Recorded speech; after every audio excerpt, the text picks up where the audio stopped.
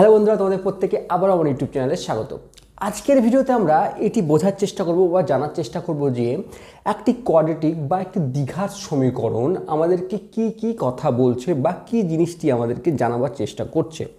Normally আমরা class 8 এবং 10 এই দুটি ক্লাসে আমরা কোয়াড্রেটিক ইকুয়েশনের সমাধান করেছি। কখনো আমরা উৎপাদকীয় বিশ্লেষণ বা মিডল টার্ম ফ্যাক্টরের মাধ্যমে, কখনো বা আমরা সিদ্ধার্থ সূত্র বা কমপ্লিটিং স্কোয়ার মেথডকে ইউজ করে, মানে বিভিন্ন পদ্ধতিতে আমরা এর সলভ করা শিখেছি, এক্স এর ভ্যালু বের করা শিখেছি। কিন্তু আজকের ভিডিওতে আমরা এই যে কোনো একটি সমীকরণ, কোনো একটি দ্বিঘাত সমীকরণ আমাদের কী কী বিষয় রিপ্রেজেন্ট করছে বা কী কী বিষয় আমাদেরকে জানাচ্ছে, সেই বিষয়টা আজকে ক্লিয়ার করব। তো প্রথমেই একটি কোয়াড্রেটিক ইকুয়েশন দেখতে কেমন হয় প্রথমে সেটি দেখি। আমরা যদি একটি কোয়াড্রেটিক ইকুয়েশনের চিত্র অঙ্কন করি, মানে আমরা কোয়াড্রেটিক ইকুয়েশনকে আমরা দেখেছি একটি সমীকরণ হিসাবে। আজকে যদি আমরা এই সমীকরণটিকে বা এই কোয়াড্রেটিক ইকুয়েশনটিকে যদি একটি চিত্র বা লেখচিত্রের মাধ্যমে আমরা রিপ্রেজেন্ট করে থাকি, তাহলে দেখতে কীরকম হয় প্রথমে সেই জিনিসটি ক্লিয়ার করি। রীতিমতো আমরা কিছু সমীকরণকে বলছি, যেমন ধরো 2x² - 6x + 1, এটি একটি সমীকরণ। এর লেখচিত্র কেমন হবে প্রথমে দেখো।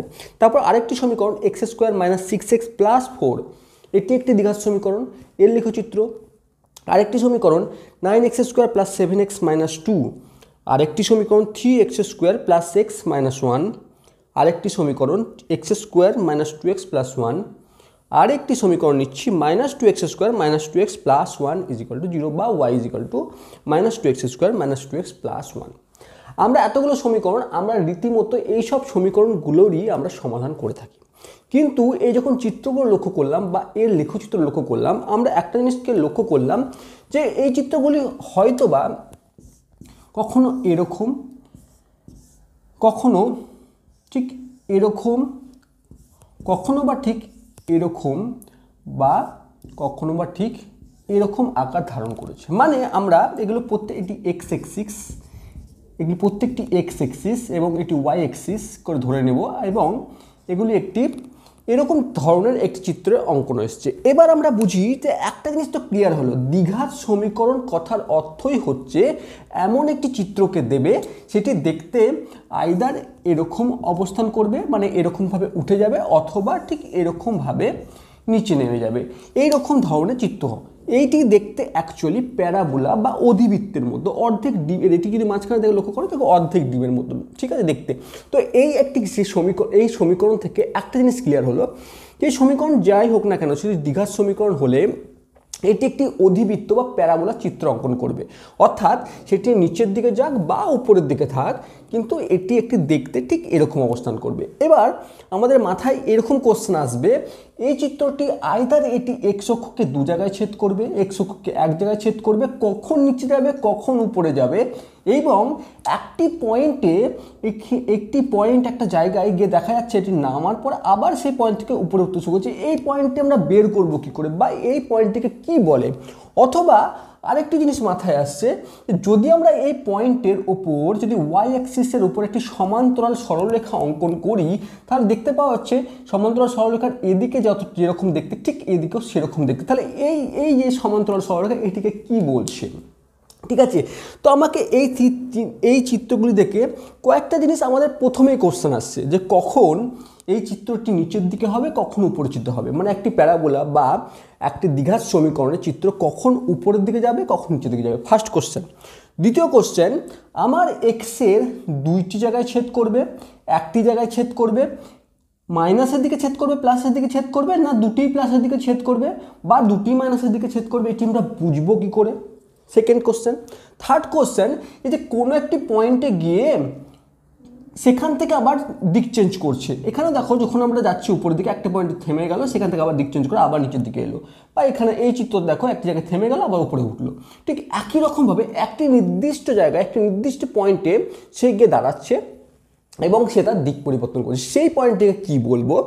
এবং সেই পয়েন্টে যদি সমান্তরাল সরলরেখা অঙ্কন করি, সেটির অ্যাকচুয়ালি দুইটি অংশকে সমানভাবে বা সমান ইকুইভ্যালেন্টলি একটি আয়নার মতন দুটোকে রিফ্লেক্ট করছে। তো এই জিনিসগুলোকে কি বলছি সে পুরো ডিটেলস আজকের ভিডিওতে এটি বোঝার চেষ্টা করব।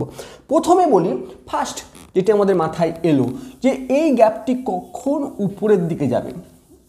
প্রথমে স্টার্ট করব যে আমাদের যে স্ট্যান্ডার্ড ফর্ম সেখান থেকে আমরা y is equal to a x square plus b x plus c, এটি হচ্ছে একটি দ্বিঘাত সমীকরণের স্ট্যান্ডার্ড ফর্ম, যেটিকে y এবং x এর একটি y এবং x এর মধ্যে সম্পর্ককে রিপ্রেজেন্ট করছে।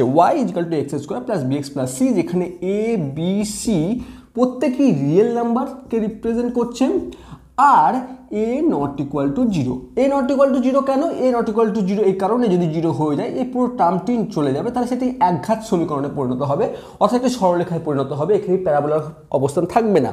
তো এখানে y is equal to a x square plus b x plus c, এটি হচ্ছে একটি দ্বিঘাত সমীকরণের স্ট্যান্ডার্ড ফর্ম। এবার তোমার কোশ্চেন আসবে, আমরা তো এখানে জিরো বসিয়ে কাজ করি, আমরা তো এরকম অবস্থা আসে না, আমাদের x square plus b x plus c is equal to zero ধরে কাজ করি। এই বিষয়টি আস্তে আস্তে আমরা ক্লিয়ার করছি, ধীরে ধীরে আমরা জিনিসটি বোঝার চেষ্টা করছি। তাহলে এখান থেকে প্রথম কোশ্চেন এলো যে a x square plus b x এটি একটি standard form, first concept clear হলো। এইবার আমরা যদি প্রথম কি বললাম যে প্যারাবোলাটি বা যে অধিবৃত্তটি চিত্র অঙ্কন করব আমরা, সেটি উপরের দিকে উঠবে না নিচের দিকে হবে। তো প্রথমে বলি, যদি এ এক্স স্কোয়ারের যে সহগ এ যদি গ্রেটার দ্যান জিরো হয়, অর্থাৎ এ যদি ধনাত্মক মানকে রিপ্রেজেন্ট করে, তাহলে প্যারাবোলাটি উপরের দিকে অবস্থান করবে, অর্থাৎ এটি ওপেন আপ, অর্থাৎ উপরের দিকে মাথাটি হাতটি উপরের দিকে তুলে থাকবে, অর্থাৎ এ গ্রেটার দ্যান জিরো হলে চিত্রটি ঠিক এরকম অবস্থান করবে, এবং এ লেস দ্যান জিরো হলে ঠিক চিত্রটি এরকম অবস্থান করবে। তাহলে ফার্স্ট ক্লিয়ার হলো, যদি এক্স স্কোয়ারের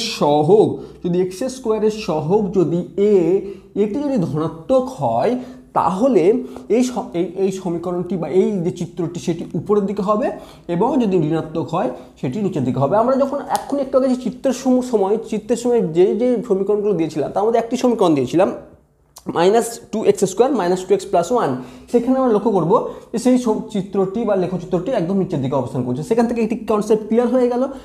আর বাকি ক্ষেত্রে সব আমরা উপরের দিকে দেখাচ্ছিল, অর্থাৎ এর মান যদি ধনাত্মক হয়, তাহলে এই প্যারাবোলাটি বা এই অধিবৃত্তর যে চিত্রটি অঙ্কিত হবে সেটি উপরের দিকে হবে এবং এটি নিচের দিকে হবে। ফার্স্ট ক্লিয়ার হয়ে গেল। ফার্স্ট আমার একটি হলো এ গ্রেটার দ্যান জিরো হলে ওপেন্স আপ হবে এবং এ লেস দ্যান জিরো হলে ওপেন্স ডাউন হবে। এটা প্রথম আমার ক্লিয়ার হলো কনসেপ্ট, যে ফার্স্ট এটি উপরে যাবে না নিচে আসবে। সেকেন্ড আসছে কি, যে এর যে বীজ, এই সমীকরণের বীজ, অর্থাৎ এই সমীকরণের রুটস, ঠিক আছে, অর্থাৎ এই সমীকরণের রুটস বলতে কি, এটি এক্স এবং এটি y axis, y dash x dash axis.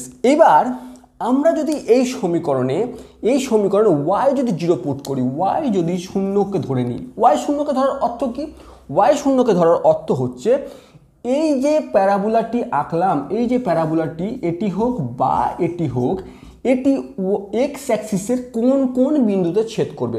y is equal two জিরোর অর্থ হচ্ছে যে y0 অর্থাৎ এক্স অ্যাক্সিসকে রিপ্রেজেন্ট করছে। ধরো এটি 1, এটি 2, এটি 3, এটি -1, এটি -2 ধরে নিলাম। তাহলে এর কোঅর্ডিনেটস বা স্থানীয় মান বা স্থানাঙ্ক যদি কোঅর্ডিনেটস জিজ্ঞেস করি, তাহলে কী হবে? এটি 1 0, এটি 2 0, এটি 3 0, অর্থাৎ উভয় ক্ষেত্রে এদিকে যদি দেখি -1 0, তো এদিকে লক্ষ্য করলাম যে এক্স অ্যাক্সিসের কোনো পয়েন্ট নিতে গেলে ওয়াই সবসময় 0 হচ্ছে।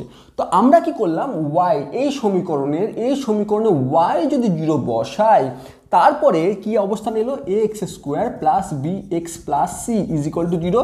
এই সমীকরণ সলভ করার পর এক্সের যে ভ্যালুগুলো পাবো সেটি হবে সেই পয়েন্টগুলি, যা পয়েন্ট পাই আমরা, এই পয়েন্ট হোক যে পয়েন্ট পাই সেই পয়েন্টে এই প্যারাবোলাটি কাট করবে। অর্থাৎ যদি এ গ্রেটার দ্যান 0 হয়, ধরলাম এ গ্রেটার দ্যান 0, তাহলে এই প্যারাবোলাটি ঠিক, এবং এর যদি রুট বের হয়, এটি সমাধান করার পর এর যদি রুট 1 এবং 3 বের হয়, তাহলে প্যারাবোলাটি ঠিক এরকম অবস্থান করে এরকম করে চলে যাবে। ভালো করে বোঝার চেষ্টা করো যে এটি যদি এ গ্রেটার দ্যান 0 হয়, তাহলে এটি উপরের দিকে যাবে, এবং এটি সমাধান করে যদি আমি পাই যে এর রুট 1 এবং 3, তাহলে এটি অ্যাকচুয়ালি এরকম করে গিয়ে এরকম অবস্থায় চলে যাবে। ঠিক আছে। তো আমরা এর রুট কীভাবে বের করবো আমরা প্রত্যেকে জানি। আমরা নর্মালি আমি এই ভিডিওতে আমি ইউজ করছি -b ± √b² - 4ac/2a, অর্থাৎ সি ধরা সূত্র ইউজ করছি। তাহলে সেকেন্ড কাজ কি হলো, আমি প্রথমে দেখলাম যে a > 0 না a < 0, অর্থাৎ এই চিত্রটি উপরের দিকে যাবে না নিচের দিকে যাবে। তারপরে আমরা কি করলাম, আমরা শ্রীধর আচার্যের সূত্র ইউজ করলাম যে x এর ভ্যালু y = 0 এর জন্য y = 0 হওয়ার অর্থ হচ্ছে এটি x অ্যাক্সিসকে কোন কোন জায়গায় কাট করবে সেটি বের করা, আর y = 0 পুট করে আমরা x এর মান পেলাম -b ± √b² - 4ac/2a। এটি যদি সমাধান করি x এর মান আমরা পেয়ে যাব। থার্ড কি দেখলাম যে আমরা কোন পয়েন্টে গিয়ে এটি আবার এখানে স্থির হবে এবং আবার উপরের দিকে উঠতে শুরু করবে, বা যদি এর ক্ষেত্রে হয় কোন পয়েন্টে গিয়ে স্থির হবে এবং নিচের দিকে আসতে শুরু করবে, সেই পয়েন্টটিকে বলা হয় ভার্টেক্স। আমরা ভার্টেক্স কিভাবে বের করব, আমরা ভার্টেক্স বের করব ভার্টেক্স = -d/4a। এটি হচ্ছে কোঅর্ডিনেটস ভার্টেক্সে -b/2a, -b/2a -d/4a।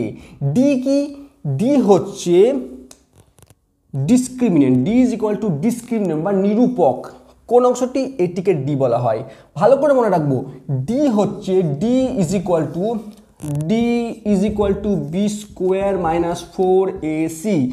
অনেক ক্ষেত্রে অনেক স্টুডেন্ট কি করে, ডি এর মান √b² - 4ac, অর্থাৎ এই পুরোটি লিখে ফেলে। এই পুরোটি নয়, নিরূপক বা ডি হচ্ছে এই স্কোয়ারের মধ্যে অবস্থিত অংশটি, অর্থাৎ b² - 4ac কে নিরূপক বলা হয়।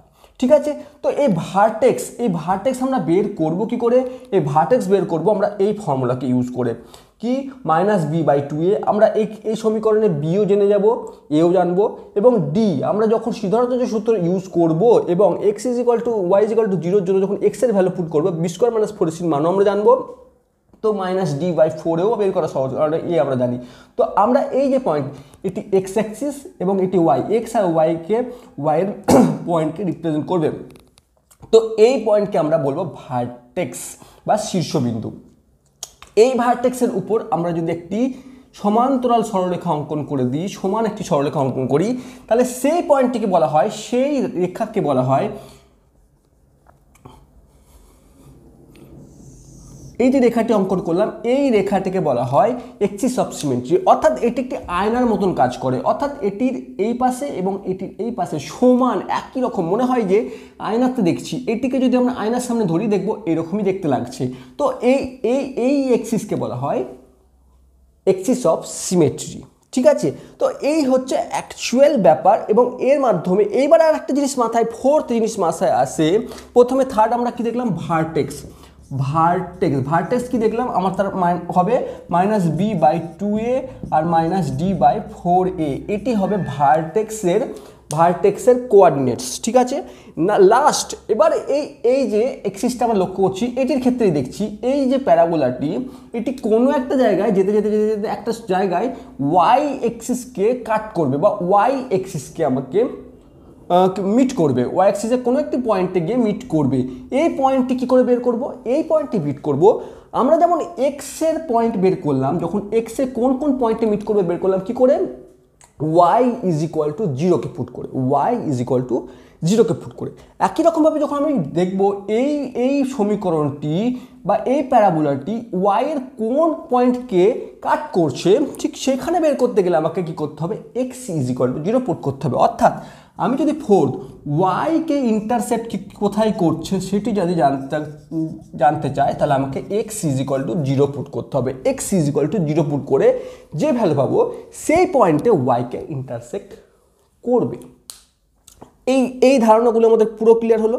এবং একটি যদি সমীকরণকে তুলি এবার, আমার মনে হয় যে এই কনসেপ্টটি পুরোটা ক্লিয়ার হয়ে যাবে। তো প্রথমে একটি কোশ্চেন তুলি এবং সেটি ক্লিয়ার করার চেষ্টা করি। এরকম একটি দ্বিঘাত সমীকরণ আছে, খুব ইজি একটি দ্বিঘাত সমীকরণ। প্রথমে এই সমীকরণটি দেখে ফার্স্ট আমার কোথায় মাথায় আসছে যে এটিকে আমি প্রথমে একটি অঙ্কন করে নিই, এটি x, এটি y।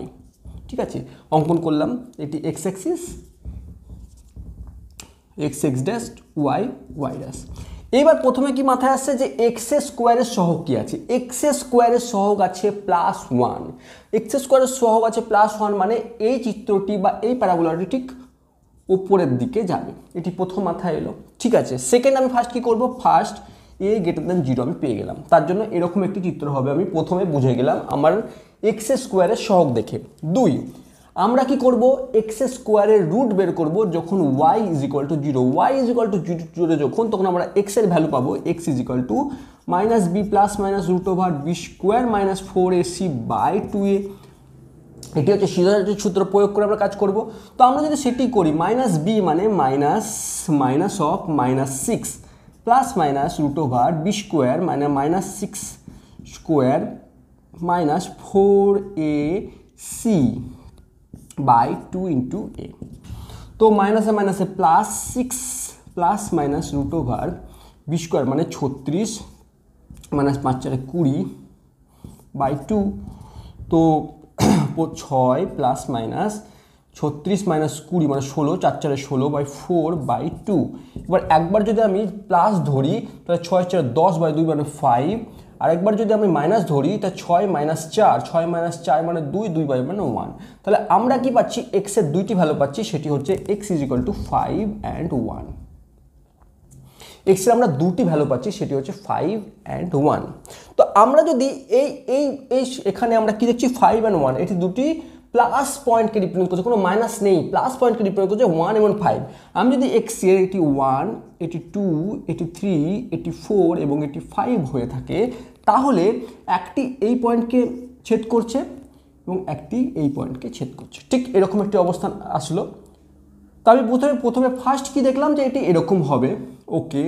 সেকেন্ড কি দেখলাম যে এক্স পয়েন্টে এক্স এক্সিসকে 1 এবং 5-এ ছেদ করবে, আমরা এইটুকু আমরা ডিলিট করে দিলাম। তো 1 এবং 5-এ ছেদ করবে, হয়ে গেল, ফার্স্ট সেকেন্ড পয়েন্ট কমপ্লিট হয়ে গেল। থার্ড কি আছে, এর ভার্টেক্স বা শীর্ষবিন্দু মানে কোন পয়েন্টে এটি এসে আবার দ্বিতীয়বার ঘুরবে সেই জায়গাটি দেখা দরকার আছে। তো সেই জায়গাটি আমরা বের করবো কি করে, আমরা সূত্র ইউজ করব, থার্ড সূত্র ইউজ করব, সেটি হচ্ছে ভার্টেক্সের -b/2a, -d/4a। যদি আমরা সেটি করি 3 - b কীরকম আসবে, -b/2a, -b মানে এটি, তাহলে মাইনাসে মাইনাসে প্লাস 6/2a মানে 1, বা দেখো -b, b মানে কি -6, মাইনাসে মাইনাসে প্লাস হয়ে গেল 6/2, আর d মাইনাস অফ d মানে কি b² - 4ac, তো b² মানে -6a² মানে 4ac বাই কি আছে 4a, 4 × 1। এটা যদি আমরা সলভ করি, দেখি নিচে তো এখানে 3 চলে এলো, ওকে। এবার 6² মানে 36 - 20, 36 - 20 মানে 16/4, মাইনাস আছে বাইরে একটি,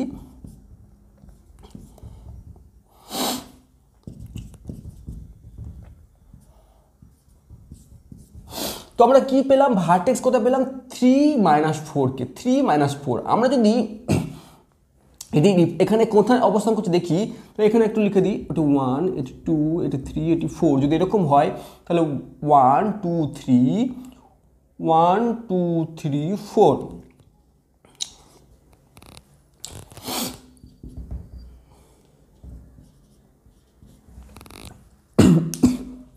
তো আমরা কি দেখলাম যে ভার্টেক্স পেয়ে গেলাম 3 এবং 4 পয়েন্টে, 3, 4 পয়েন্টে।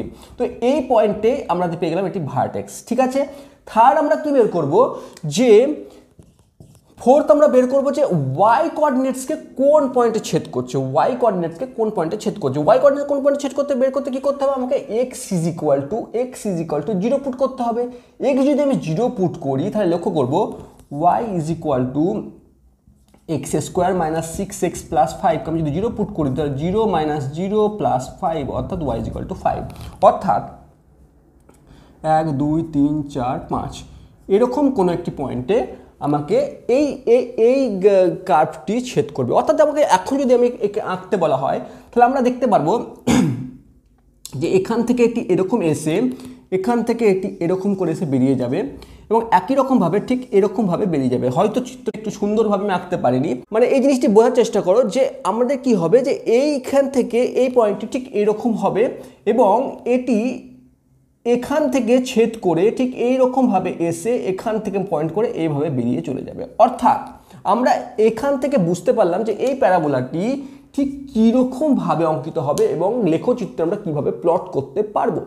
তো একই রকমভাবে আমরা যে কোনো দ্বিঘাত সমীকরণ ঠিক এইরকমভাবেই আমাদেরকে প্রত্যেকটা পয়েন্ট কীভাবে রিপ্রেজেন্ট করছে, এভাবে রিপ্রেজেন্ট করে থাকছে। আর এই পয়েন্টে যদি আমি এক্সের সঙ্গে আমরা যদি একটি সমান্তরাল সরলরেখা অঙ্কন করি তাহলে একে বলবো এক্সিস অফ সিমেট্রি। তো প্রত্যেকটি আমরা যে কোনো দ্বিঘাত সমীকরণকে এইভাবে আমরা রিপ্রেজেন্ট করতে পারি। এবার এখান থেকে আরেকটা জিনিস খুব ইম্পর্টেন্ট এবং খুব গুরুত্বপূর্ণ বিষয় হচ্ছে যে ডিসক্রিমিনেন্ট। এই বিষয়টি ক্লিয়ার করাটা খুব দরকার যে এই যে ডিসক্রিমিনেন্ট আমরা এই সমীকরণ particularly x square minus 6x + 1 সমীকরণের ক্ষেত্রে ঠিক এইরকম সমাধান এলো, কিন্তু এক্সের কি শুধুমাত্র দুটি সমাধান আসতে পারে বা এক্সের কি অন্য কোনো সমাধান আসতে পারে, তার উপর ডিপেন্ড করছে হচ্ছে ডিসক্রিমিনেন্টের উপর। D = b² - 4ac। যদি এই d > 0 হয়, তার অর্থ হচ্ছে x এর দুইটি ভ্যালু পাওয়া যাবে, x এর দুটি ভ্যালু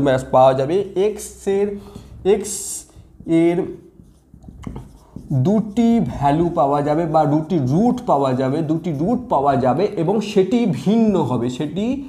ভিন্ন হবে। ভালো করে মনে রাখবো, যদি d > 0 হয় তাহলে x এর দুইটি রুট পাওয়া যাবে এবং সেই দুইটি রুট ভিন্ন হবে। যদি d = 0 হয়ে যায় তাহলে x এর একটি রুট পাওয়া যাবে এবং ইকুয়াল, অর্থাৎ দুইটি রুটই ইকুয়াল হয়ে যাবে, অর্থাৎ একটি রুট পাওয়া যাবে। অর্থাৎ চিত্রটি কীরকম হবে? চিত্রটি হয়তো বলছি না, চিত্রটি হবে ঠিক যখন এটি একদম এক্স্যাক্টলি কোনো একটি পয়েন্টে ছেদ করে বেরিয়ে যাবে, অথবা যদি এটি ডাউন হয় তাহলে এরকম অবস্থায় হবে। অর্থাৎ যদি এটি যদি > 0 হয় তাহলে এবং যদি > 0 হয় এবং ডিসক্রিমিনেন্ট = 0 হয়, > 0 এবং ডিসক্রিমিনেন্ট = 0 হয়, সেক্ষেত্রে গ্যাপটি হয়তো এই পয়েন্ট থেকে উপরের দিকে বেরিয়ে যাবে।